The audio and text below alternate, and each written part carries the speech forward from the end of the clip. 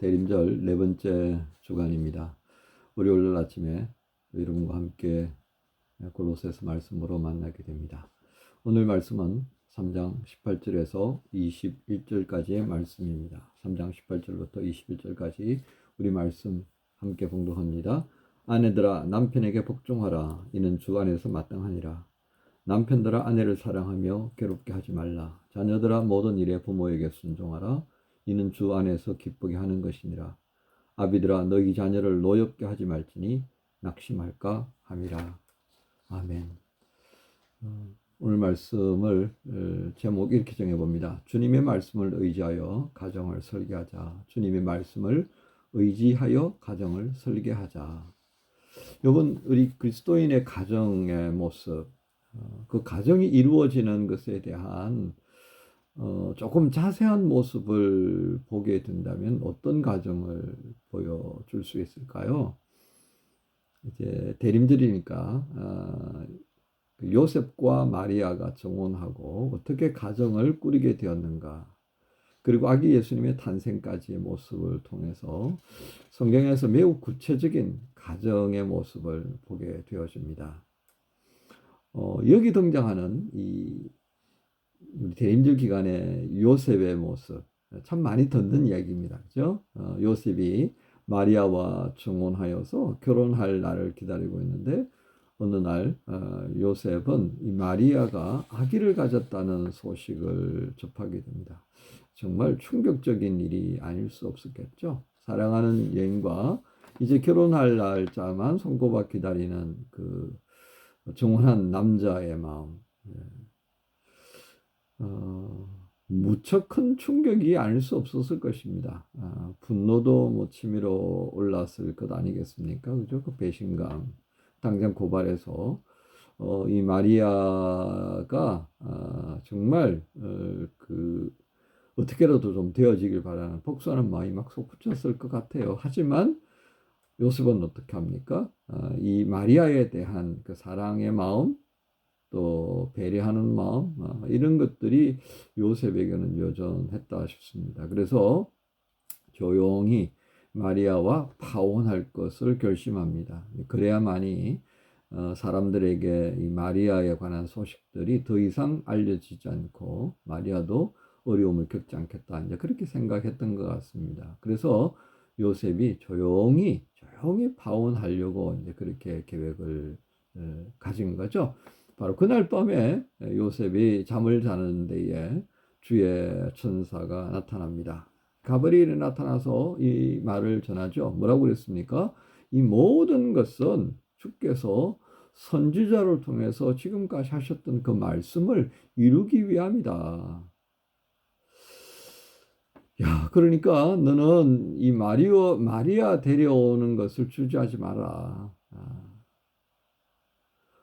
이렇게 이제 꿈에 주의 천사 가브리엘을 통해서 듣게 되어지는가, 이거 참 요셉이 난감했을 겁니다. 하지만 요셉은 어떻게 삽니까? 잠에서 깨고 난 다음에 주의 천사가 분부한 그대로 행합니다. 마리아를 데려오고요.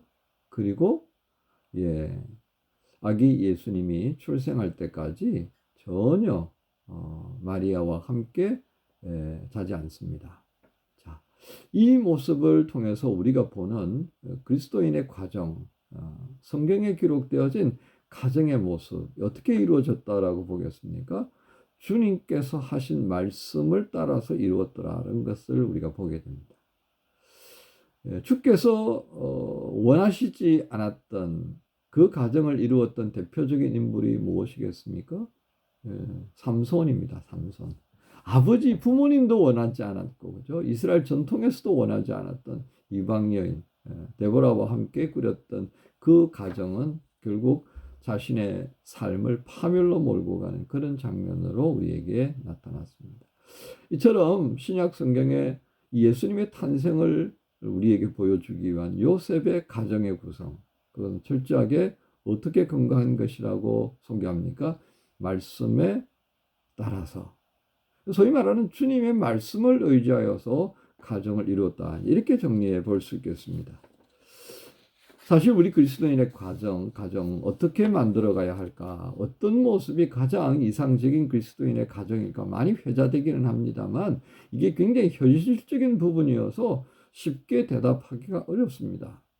하지만 성경에서는 분명한 내용들을 우리에게 제시하고 있습니다. 그게 에베소서의 말씀이고 골로새서의 오늘 읽었던 말씀입니다. 하지만 참 쉽지가 않습니다. 우리 대부분의 청년들이 아직 가정을 꾸려보지 않은 사람들입니다. 우리 재직이라 그래봐야 재직 가운데에 가정을 꾸리고 있는 것은 저와 또 우리 영찬 집사님, 윤희성 집사님 뭐 그렇게밖에 없습니다. 그렇죠? 자, 그렇기 때문에 뭐 이렇게 말씀드릴 수 있겠습니다. 성경적인 모델로서의 가정을 제시하고 있지만 이게 현실적으로 참 쉽지 않았다는 겁니다. 저 역시 아내와 결혼하면서 34년째 가정을 꾸리고 있습니다. 그리고 두 아들, 큰아이가 이제 만으로 32, 그리고 둘째가 30입니다. 저는 이 가정을 꾸려고 자녀들을 양육하면서요, 뭐 간간히 그런 얘기 듣습니다. 아빠 그때 왜 그랬어요? 여보 그때 왜 그랬어? 그때뿐만 아니라 요즘도 듣습니다. 왜 그래? 예.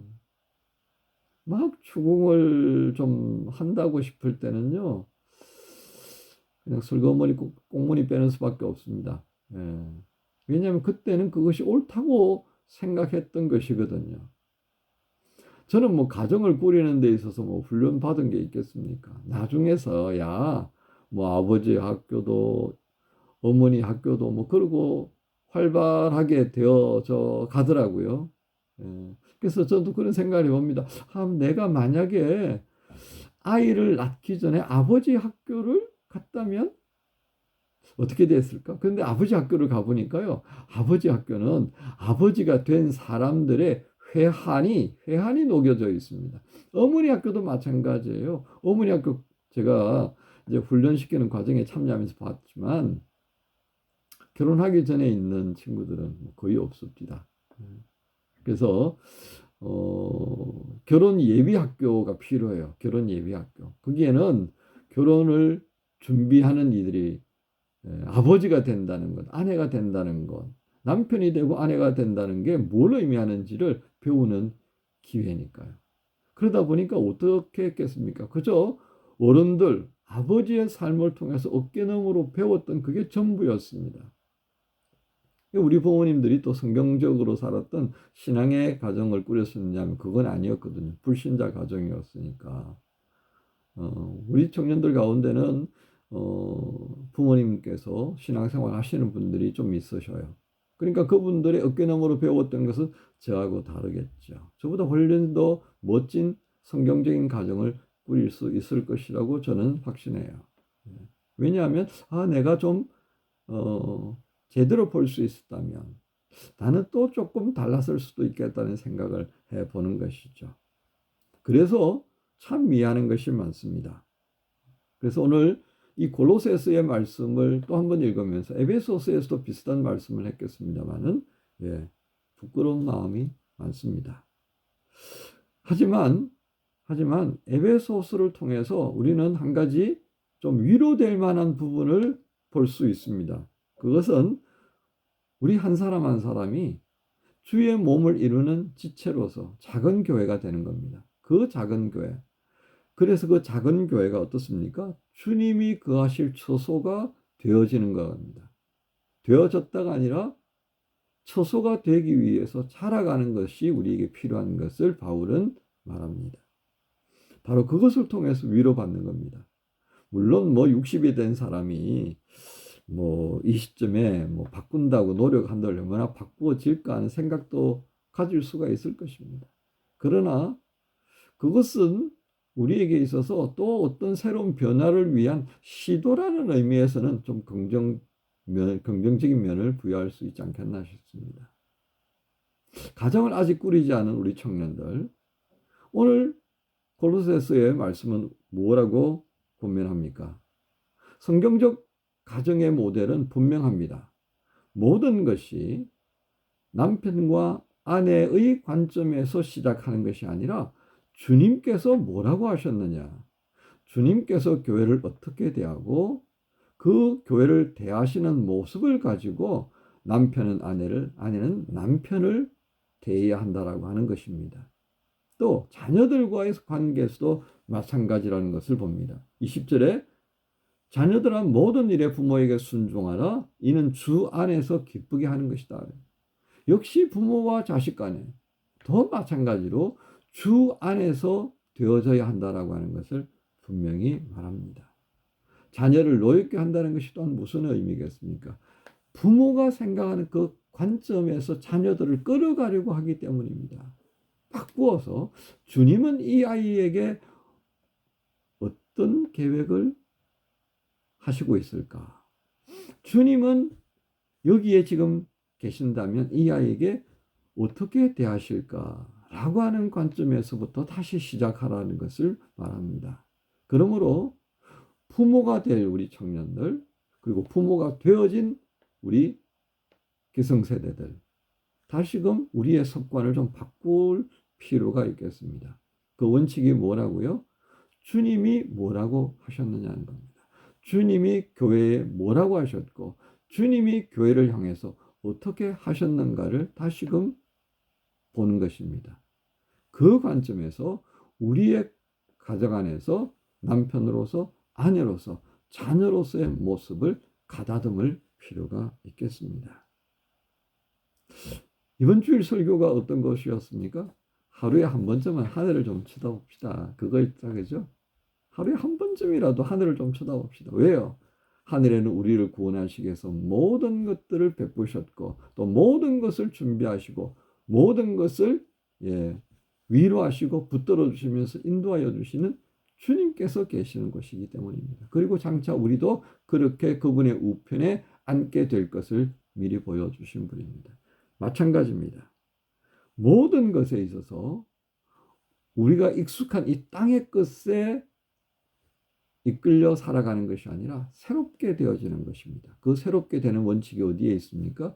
위의 것에 있다라고 하는 것을 다시 한번 확인할 필요가 있겠습니다. 바로 그 원칙을 따라서 우리의 가정도, 우리의 모든 부부관계, 자녀들과의 관계, 자녀는 부모의 관계 다시 한번 설정해 볼 필요가 있겠습니다.